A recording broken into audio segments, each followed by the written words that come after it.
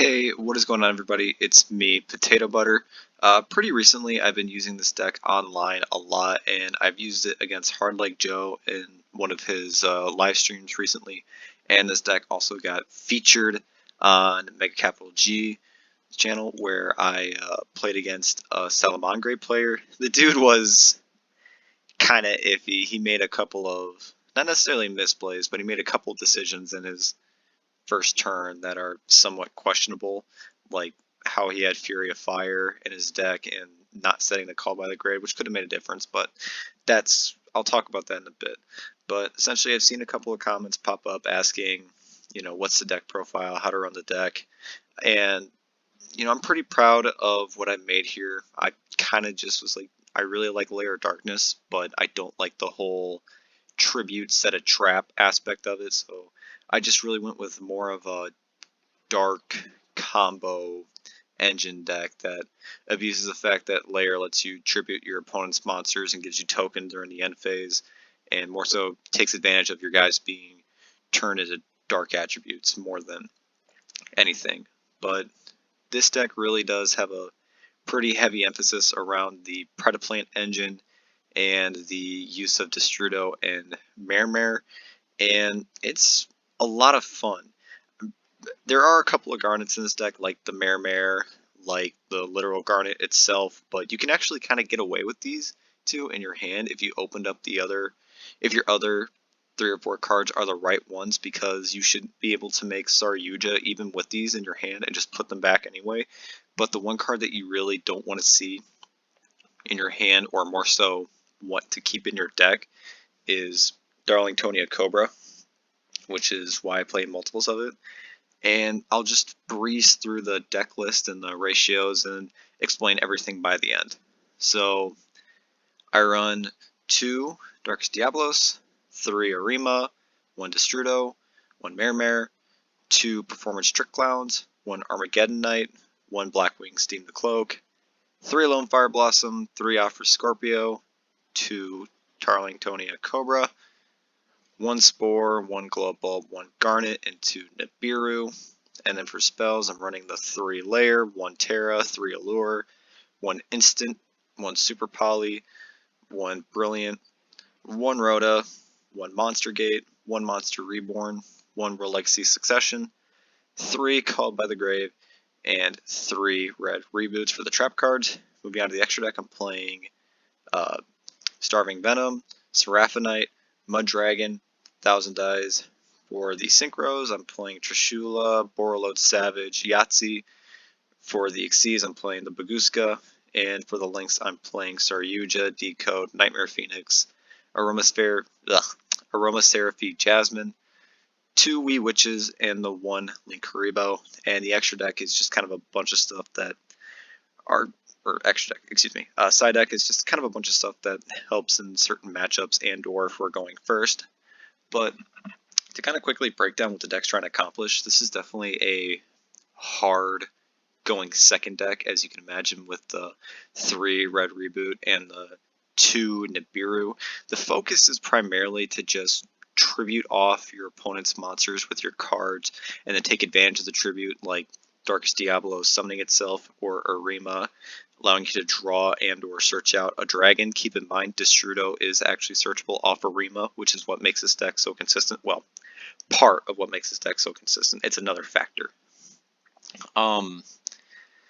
There is a lot of interaction with your opponent, meaning that you actually do kind of want your opponent to have stuff to really take full advantage of things that you're trying to pull off, like especially the Yahtzee part of the combo, because you really want to actually be able to pop this thing, because you do want to summon out your Mermere, because summoning Mermere just really, it guarantees you game. Now, I'm sure, as you can imagine, it may not seem like the most consistent thing in the world, because I am running 4 Garnets, both literally and metaphorically, but really the consistency of this deck, it's a lot more consistent than you think, but it's still not quite as consistent as you'd hope, or as I hope, I should say. Really, your starters are your Lone Fire / your Scorpio and your Arima. Really, these are kind of like your three best cards in the entire deck because they're pretty much, if you can see either of these or you can see like both of these, you're essentially golden.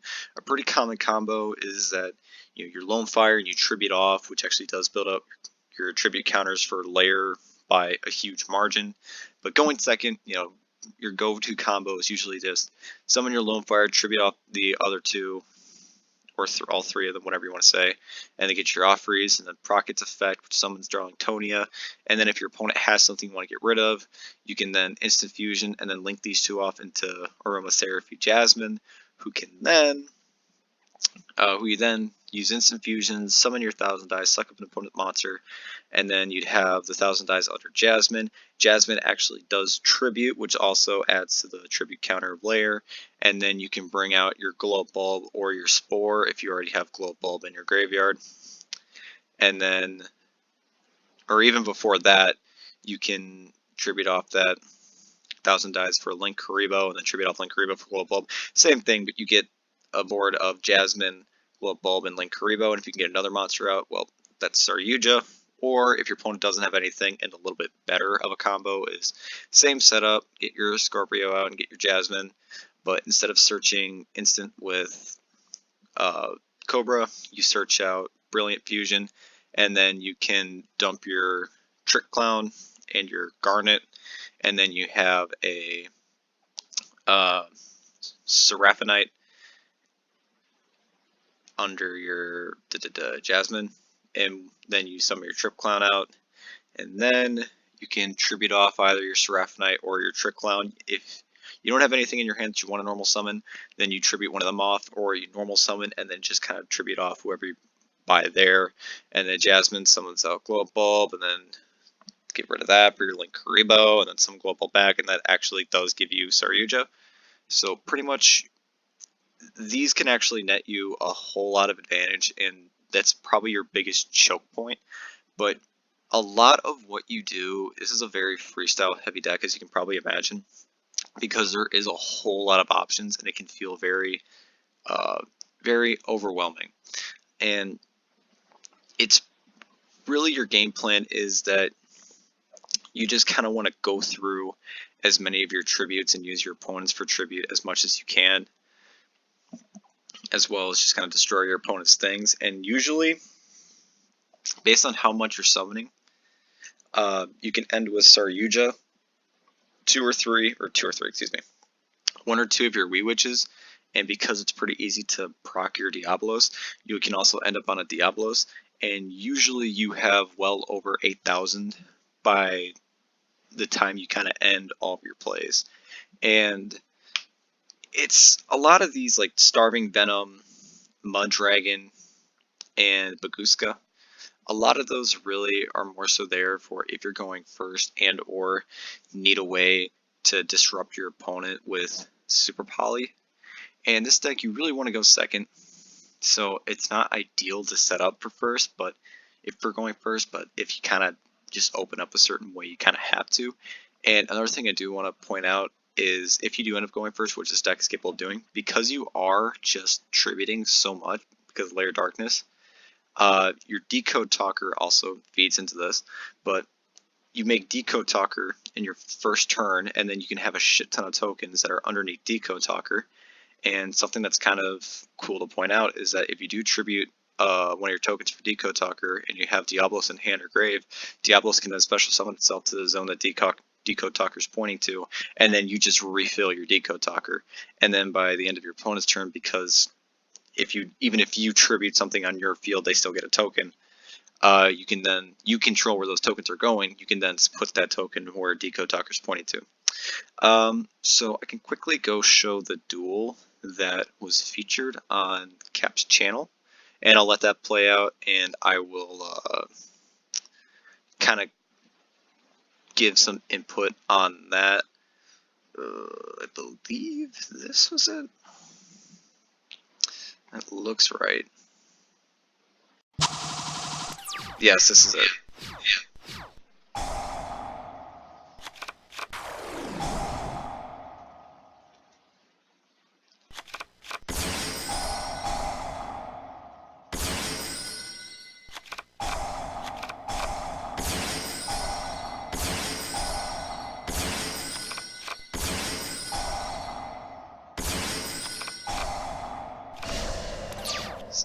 So I do kind of want to point out that I get that this really probably wasn't the best of what like Salads can really offer, because like he didn't like it's probably less of the deck and more so the player, because this isn't a bad board by any stretch. He does have a roar, a warning, and he does have a Baling's Engrave, but he didn't reincarnation link summon for Circle, which I thought was kind of odd because you just want to have that as opposed to not.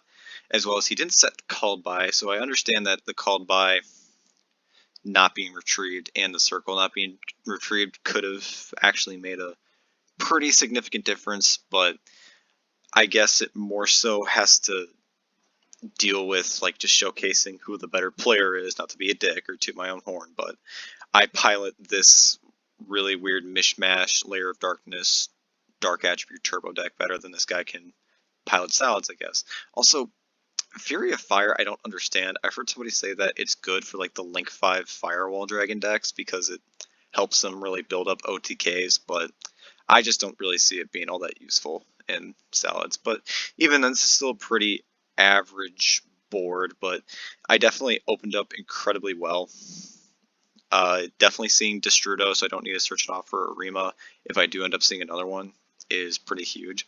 Also, the fact, something I want to point out, is when it was my turn to go, I was actually kind of hoping for a second Arena, because a second Arima just absolutely breaks his hand. Like this is a ridiculously strong hand.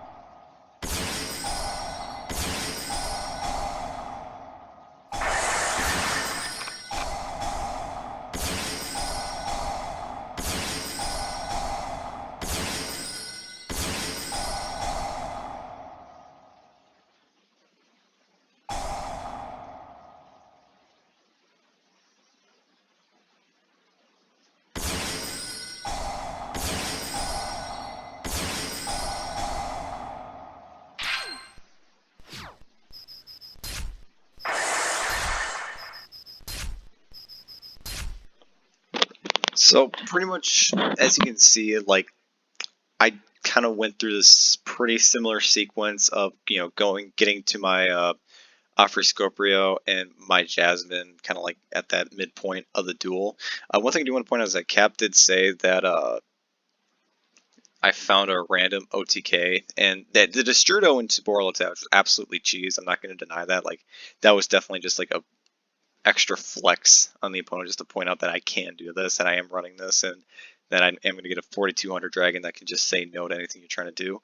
But really, if that was anything but Destrudo, I can't access the deck, but I still would have the Mare token and the other monster. I don't know, I was trying to think of something specific, but I still could have made Wee Witch's Apprentice, which then would have meant that I would have had a 3300 Saryuja, a 3500 Trishula, and a 3800 Darkest Diablos, and I still would have had the 2200 Wee Witches because it would have gotten its own boost and the Saryuja boost. And keep in mind, these two are Dark Attribute because of Lair, so they still would have gotten the boost, which still would have been game. So it wasn't just like a cheesy random OTK. That was still something that I kind of, as arrogant as this may sound, quote unquote, yeah, this still would have been OTK because of Red Reboot, so it didn't even matter what he had in his back row. I do have a couple of other duels to showcase what this deck can do, but I'm pretty sure that it's just kind of not important, because pretty much it's a similar thing, but you're just kind of seeing a few Saryuja with Diablos and like a Wee Witch or Nightmare Phoenix, Wee Witch, Saryuja, or maybe a Decode, Diablos, all that stuff. But yeah, that's the deck list. I hope this video actually turns out okay. It's gonna be my first time actually recording something kind of like this, like commentary and explaining. I actually really like this. I know my channel's pretty small at this point, but if you guys enjoyed it, let me know. If this is the start of something grand, I would love for that to happen. I actually really do like the idea of posting Yu-Gi-Oh content though, and like giving deck profiles and showcasing duels. I would actually really like to do that. But yep, hope you guys enjoyed. Leave a like if you did, and subscribe for more. I promise that if this video receives good enough feedback, I'll be a little bit more consistent with my schedule. I'll put it that way, because this is not my first video posted. But yeah, catch you guys later.